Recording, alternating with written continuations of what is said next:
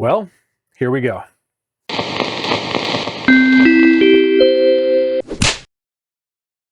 Hello everyone, my name is Scott Newbury, candidate for Prairie Township Trustee. We have a few weeks left till the election, and I wanted to release some videos basically laying out my positions and identifying issues I think need to be changed in the township so we can continue moving forward and improving as a community.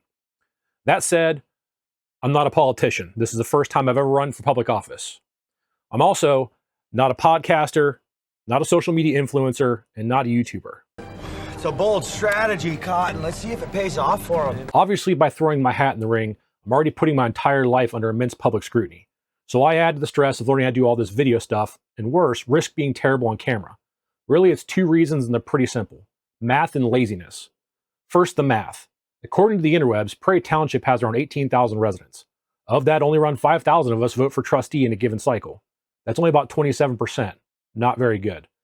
Even if I targeted those 5,000 or so consistent voters, having even a basic, hi, my name is Scott type conversation would take at least 10 minutes. That maths out to 833 hours, or 104 8-hour days. 104 8-hour days is 52 Saturday and Sunday weekends. Now, that's not including drive time if I were to do the old school door-to-door canvassing, which, by the way, I'm not even sure works anymore.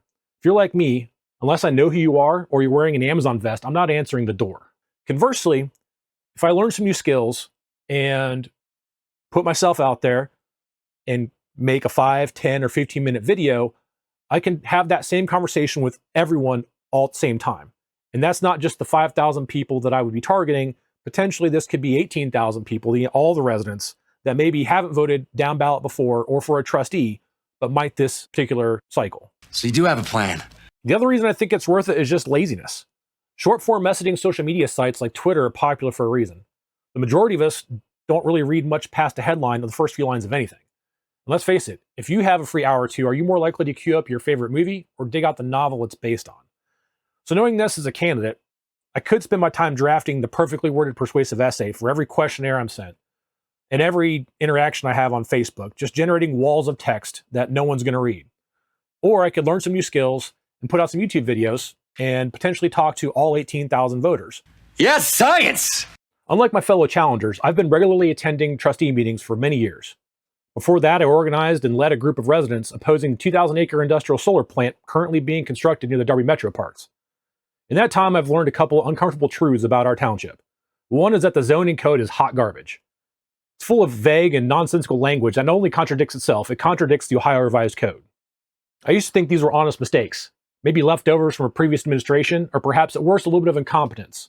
Like a good little citizen participating in local government, I attended the meetings, asked for clarification, and even submitted proposals both in person and on paper.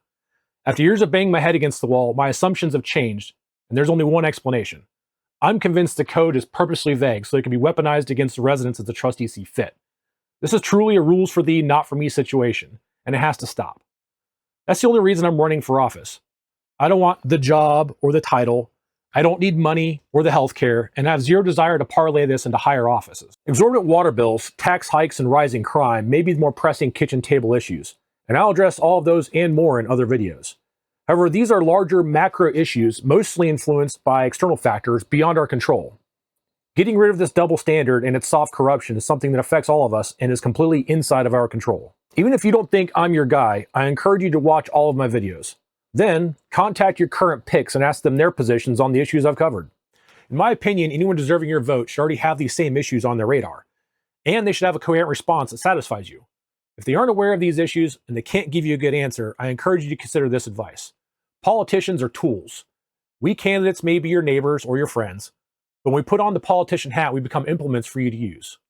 Let's say you want to put a fence along your property line, but you can't for reasons. So instead, you decide to dig a bunch of holes and plant some really thorny bushes instead. Do you dig the holes with a nice pointy spade shovel, or do you use the wide curved snow shovel? Conversely, if you have an inch of snow on your walkway, which shovel do you use? It's up to you to pick the right tool out of the shed to do the task at hand. Voting should be the same. I vote for the person I believe will best execute the things I want to happen, not the person I want to hang out with on the weekend. Using this tool analogy, you have 5 tools to choose from this cycle, but only 2 slots in your tool belt. Of the 2 incumbents, one has spent their entire career in the public sector at the county and state level. Many of the issues the township faces are almost entirely in the hands of our county and state level governments, like the water and sanitation costs, for example.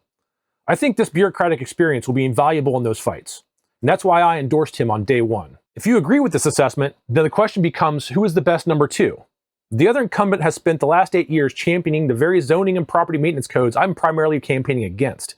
To be clear, all of the trustees enthusiastically approved the codes and are solely responsible for their execution.